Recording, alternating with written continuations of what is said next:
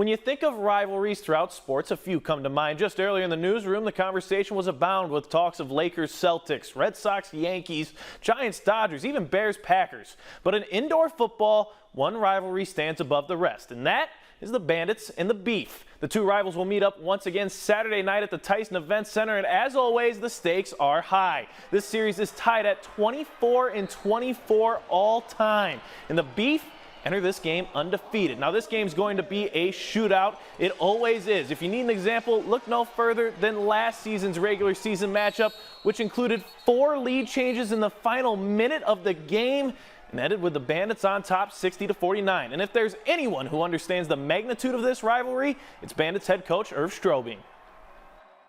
I think the guys are ready. I mean, this is always, this is the Iowa State of indoor football. Guys might be friends off the field, but on the field they hate each other. It's a great rivalry for indoor football. I think if you look at the records, it's pretty even, as far as wins go, and that's what you want out of rivalry. I'd like it to be a little more one-sided, but they've got a pretty darn good team down there.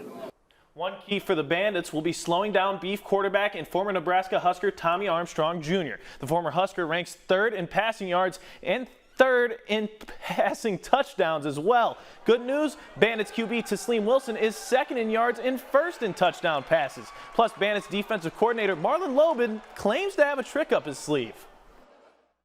Yeah, that was installed last week on Saturday night after we lost against Wyoming. I can't give you that secret just yet, but more so anything, he's a hell of a talent. We know what he can do with the ball, and the guys around him are also special, and everything about him looks to be true. So we got our hands full, and we're ready to play football.